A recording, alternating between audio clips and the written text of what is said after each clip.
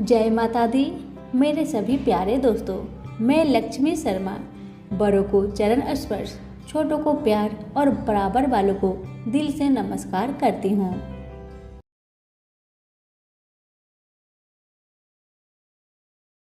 आज सुनिए बैसाख स्नान की कहानी। एक राजा था। वह सुबह जल्दी उठकर बैसाख के महीने में गंगा जी में नहाता था और कहता था कि मेरे से पहले कोई भी गंगा जी में नहीं नहाए। एक बंदरिया थी जो रोज राजा से पहले नहा लेती थी और पीछे राजा नहाने जाता था।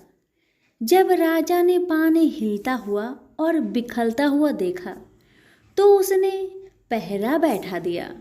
सिपाहियों से कह दिया कि मुझसे पहले कोई भी नहीं नहाने पाए।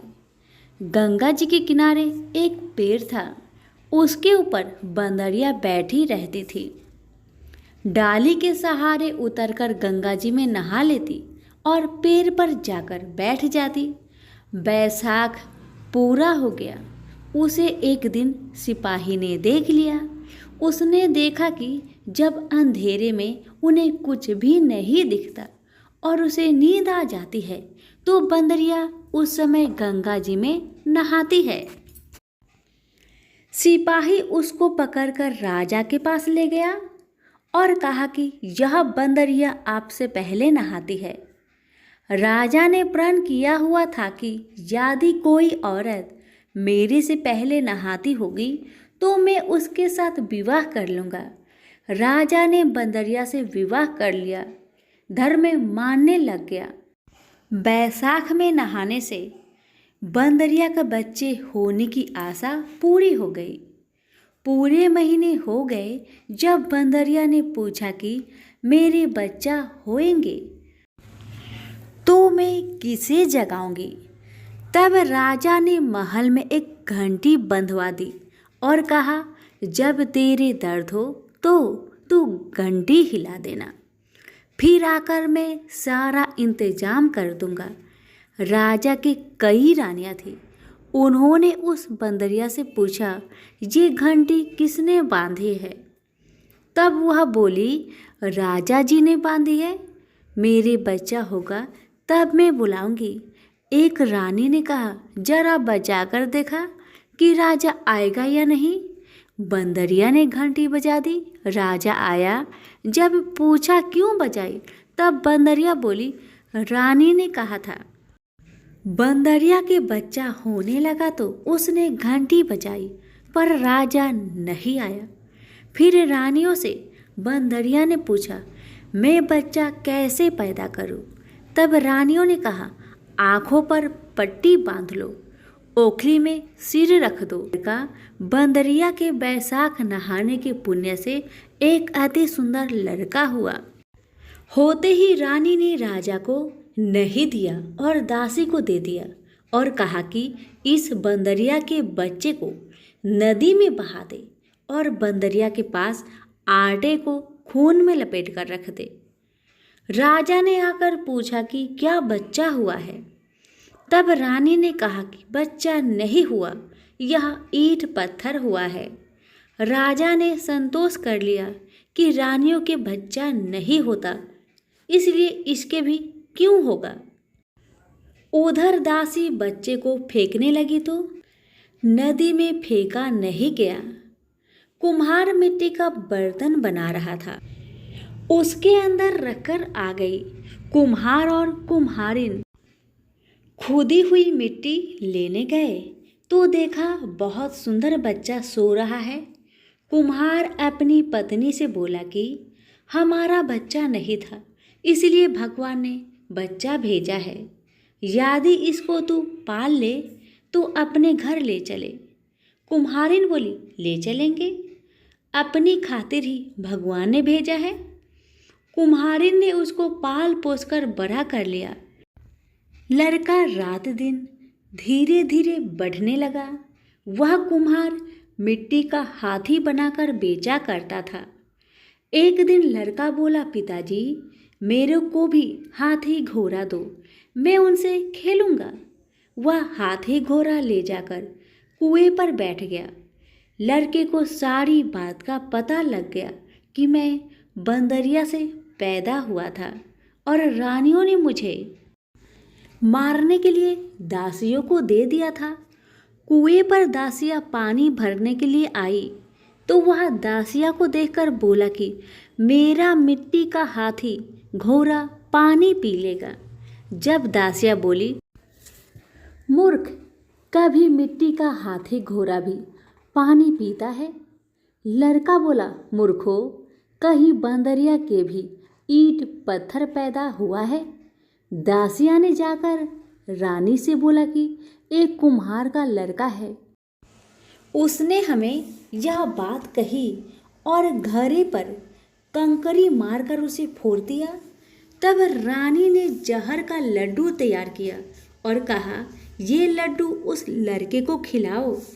दूसरे दिन वे दासियां उस लड़के को वह लड्डू खिलाने गई तो भगवान उस लड्डू को गोंदगिरी का लड्डू बना दिए।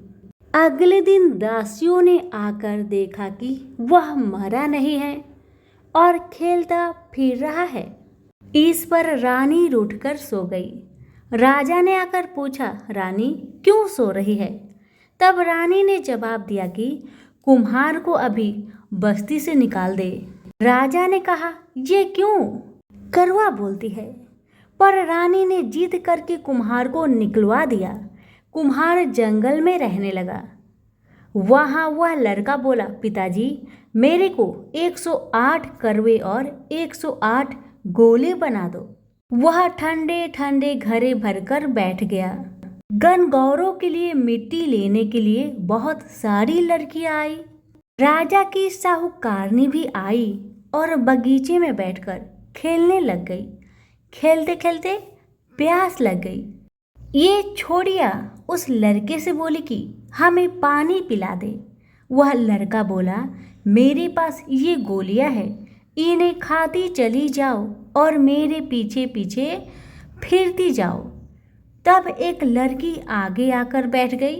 बाद में छोड़िया एक एक करके गोली खाती गई और ठंडा पानी पिया और उसके चारों तरफ फिरने लगे। सब लड़कियां का पेट में गर्भ रह गया। लड़कियां मिट्टी लेकर घर गई तो पीछे उनके बाप ने ब्याह का साया निकलवाया तो साया नहीं निकला। पर पिता ने कहा, इनका ब्याह तो हो जाना चाहिए। बाद में लड़कियों में से किसी का जी घबराए तो कोई रोटी न खाए, कोई उल्टी करे। सबने उनसे पूछा, तुम्हें ये क्या हो गया? लड़की ने कहा, मुझे तो पता नहीं, मैं तो मिट्टी लेने गई थी। वहाँ पर कुम्हार का लड़का हमें एक एक गोली देता गया और पानी पिलाता गया और स्वयं बीच में बैठ गया और हमसे कहा, तुम चारों तरफ फिरो। यह बात सुनकर सबके बाप कुम्हार के लड़के के पास गए और बोले कि हम अपनी लड़कियों का ब्याह तेरे साथ करेंगे। उसने सबके साथ फेरे लिए। कुम्हार बोला, आप बड़े आदमी हो, राजा रानी हो, मेरा बेटा ऐसा क्यों करेगा? पर सब कोई उसके अपनी अपनी लड़की का विवाह कर गए।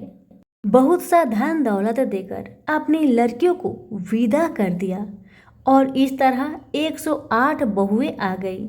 सबके लड़के भी हो गए और 108 कमरे बनवा दिए। सब बहुओं के लिए भी कमरे बनवा दिए गए। एक दिन लड़के ने कहा, पिताजी, हम सारे नगर में दावत का बुलावा देंगे।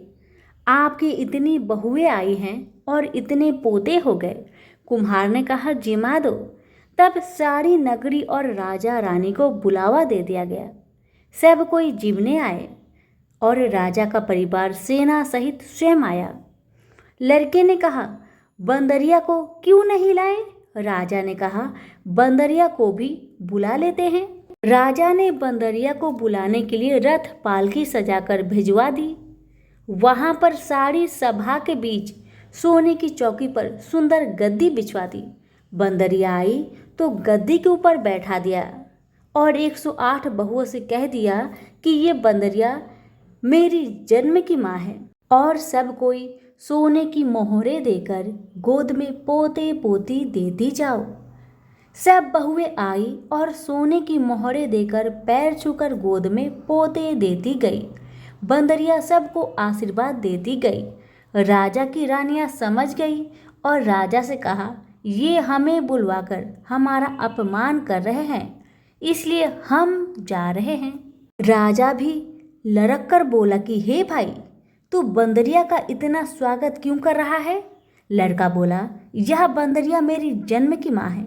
राजा ने पूछा, कैसे? लड़का बोला, मैं बंदरिया से पैदा हुआ था, तो तुम्हारी रानियां ने मुझे दासियों को दे दिया और कहा कि इसे नदी में बहा दो।